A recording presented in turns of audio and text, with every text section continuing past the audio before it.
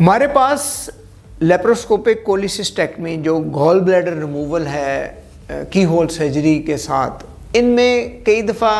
ایک ایب نارمیلٹی ہوتی ہے کنجینٹل، یعنی کہ پیدائشی ایب نارمیلٹی کہتے ہیں، جس میں ڈائریکٹ ایک نالی کھل رہی ہوتی ہے پتے کے اندر، اس کو کہتے ہیں ایکسیسری ڈکٹ۔ یہ سال میں 1 2 3 مریضوں میں نظر آتی ہے، لیکن اگر یہ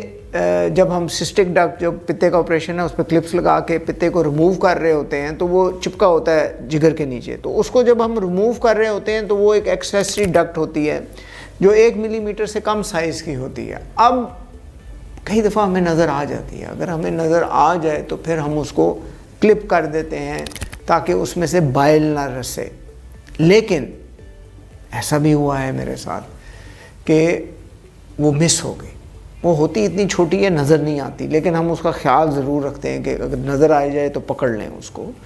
تو اس چیز کی بچت کے لیے میری زندگی کا ایکسپیرینس یہ ہے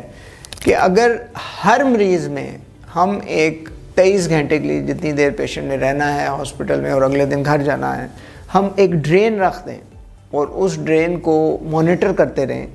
تاکہ ہمیں پتہ چلے کہ اس میں سے بائل وہ لیک ہو رہا ہے کہ نہیں، تو اس کا یہ فائدہ ہے کہ پیشنٹ جو ہے اس کو اگر بائل لیک ہوتا ہے تو بعد میں اس کا ایک اور آپریشن نہیں کرنا پڑتا اور وہ ڈرین نہیں ڈالنی پڑتی۔ تو اسی طرح وہ پھر ڈرین رہتی ہے،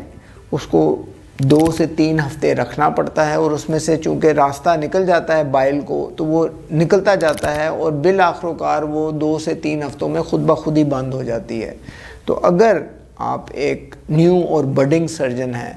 تو میری یہ ہمبل سجیشن ہے کہ آپ ڈرین ضرور رکھا کریں، اس سے بچت ہی بچت ہے، اور وہ جو ایکسیسری ڈکٹ ہے اس کی کمپلیکیشن سے بچ سکتے ہیں۔ شکریہ۔